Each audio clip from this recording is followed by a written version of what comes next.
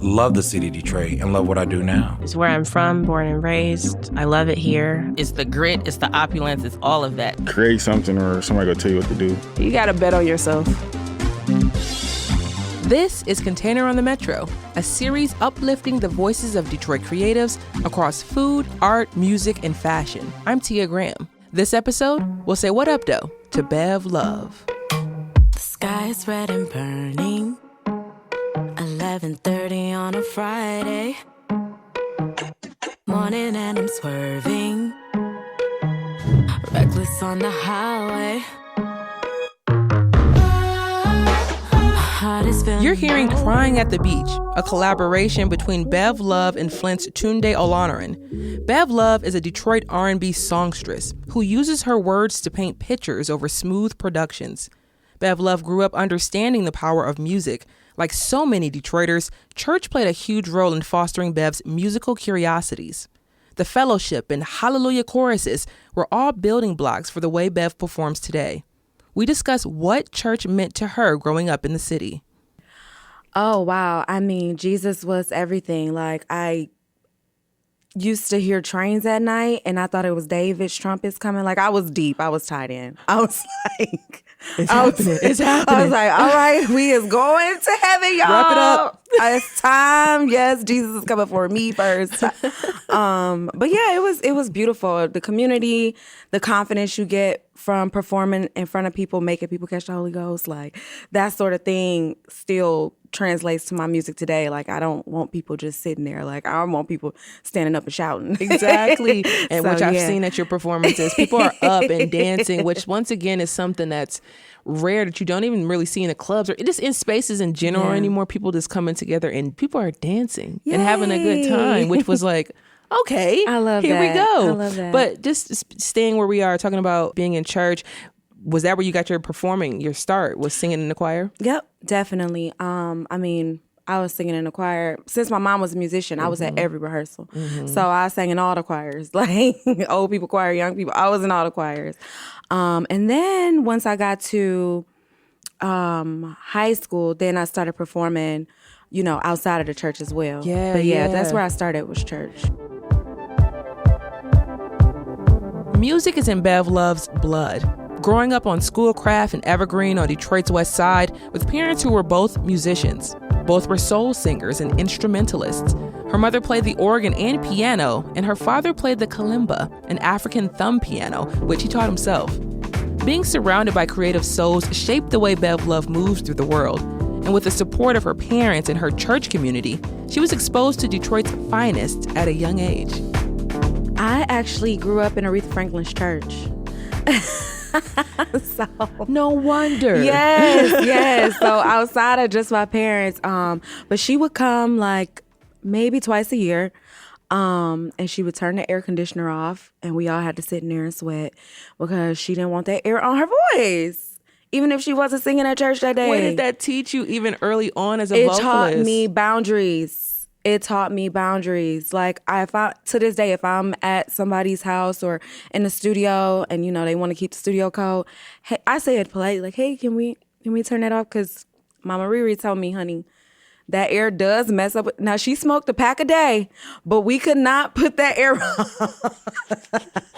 It was the air. The cigarettes. But yeah, that just taught me boundaries. Like, stand up for yourself. When did you know that you wanted to be a vocalist? So that's crazy. I actually wanted to be an actor. And then I didn't like the audition thing of it all. I didn't like I don't know. It just felt weird to me to be working so hard to end up getting a commercial. Like, no offense to people, but I wanted to like actually make art. And then once I graduated from college, came back home, and it was like an isolating experience because I was used to being, immersed with my friends all the time. I started writing music, and that's when I felt, because I didn't want to be a cover singer. So when I felt like I had the strength and the chops to write my own stuff, that's when I really felt like, okay, I can do this as a career. Just another day as a bet. All these boys keep talking my head. In another day I'll be that That's why I'm stacking my brain. Stay out the way, cause you switch teams, I don't wanna play. I'm a free agent, playing so long, just fuck around and leave the game. If you can't get the ring with who you started, you're listening to one of Bevlove's early tracks, Leave With Me, released in 2016 when she was still living in Los Angeles. Bev talks about the culture of LA being a bustling, competitive scene where everyone went out each day to find work. She enjoyed the times on the West Coast, yet something just wasn't right. And a performance at Detroit's Willis Show Bar in 2022 and her missing her family made it clear that she needed to return home to the D.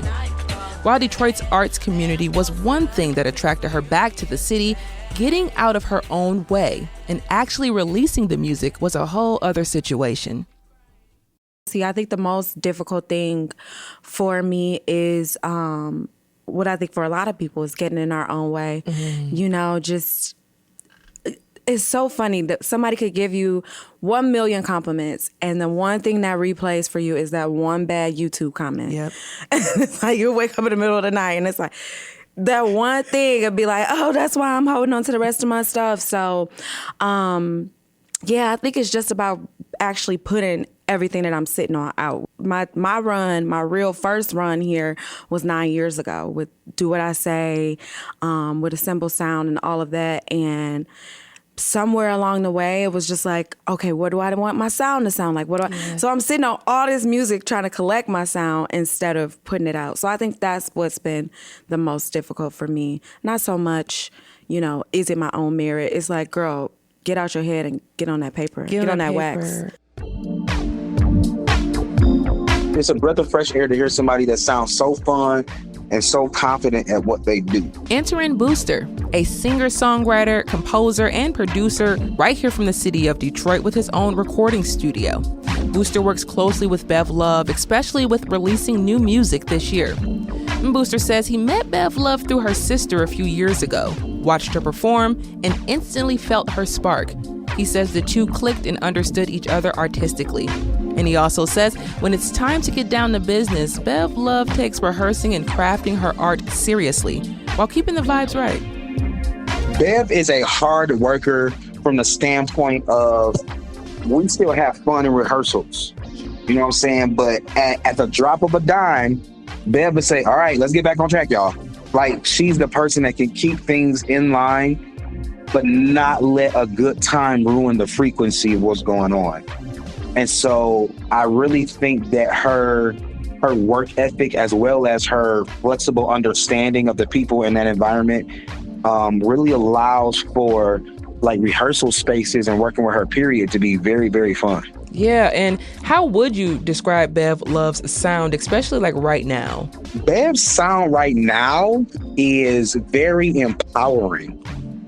I think that she is, through her music, allowing her listeners, I think specifically allowing women to get an empathetic perspective. And so a lot of things that she speaks about and sings about in her music, I think the listeners will have a really good chance to like connect with her based on situations in their own lives. So I think right now her music is about empowerment, it's about fun, and it's about freedom. And talking about her music right now, like you just did, why should people listen to Bevlove? I think that people should listen to Bevlove because she is great at what she does. There is a lot of artists going unnoticed and unheard simply because so many bigger artists are being pushed so heavy. I think that a good reason to listen to Bevlove is to get a really good breath of fresh air.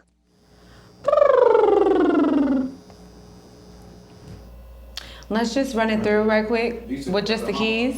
I visited Booster's studio off 4th Street in the shadow of the Ambassador Bridge, where he and Bev were rehearsing for an upcoming performance. They set up sound equipment, warmed up, and began to practice Bev's unreleased track, Tiffany Skies. Free all my sons, speed it up though. Free all my sons, everybody say, free all my sons, Say, nobody ever around where you came. During Bev's rehearsal, I was curious about Booster's thoughts on Bev's new music and what stands out about Tiffany's Skies. The song itself just feels really good.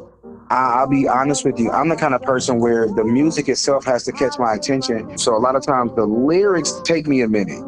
I feel Bev's record so deeply on Tiffany's Skies that I pay attention to the lyrics.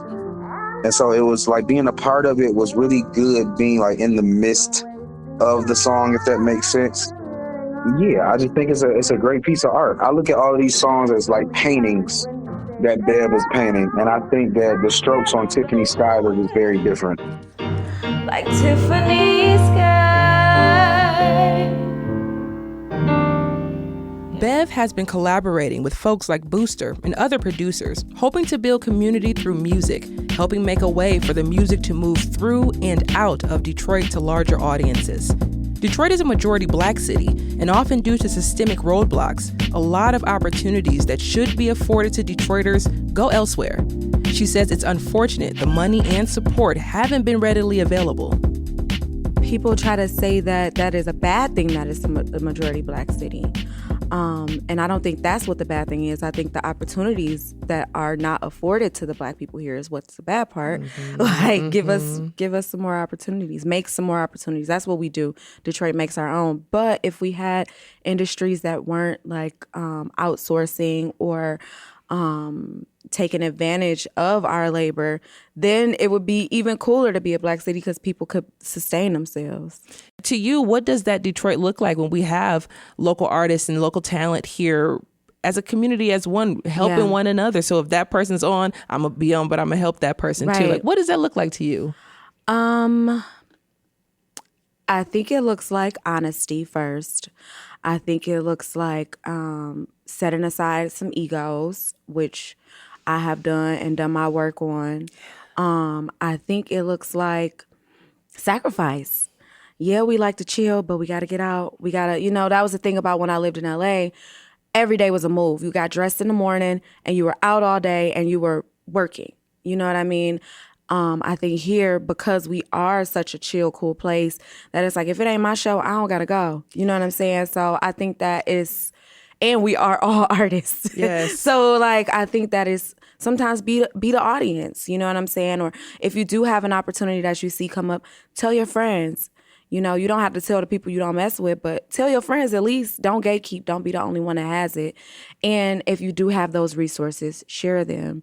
But I think that it needs to be a lot more focused on documenting our shows and then putting more effort into the shows. Don't just throw the shows up there. You're not seeing that when you go to the Fillmore. Everybody who's on that tour is because they are rehearsing. It's because they have the plays, they have the songs, and they're doing the work. It's not just off of you think you sweet. Like, I think we could work harder. I do think so. It's a theme that's starting to build. And that is the theme of like, we got to work a little harder. We got to go a little bit harder than we've been going in the creative field here in the city of Detroit, whether it's fashion or art or music. It's this idea that, we don't have to do too much in order to be cool. Right. And it's not just about being cool. Like, I want to make the best R&B album out. You know what I'm saying? And that ain't going to be cool. So that's going to be some late nights. That's going to be all sorts of things. So, yeah, we got to get out of that cool space. We are the coolest. I feel like we the coolest city in the country. So we got that down. What would you say is Detroit to you and your family? What does it mean to you? I think for me, it's definitely grounding.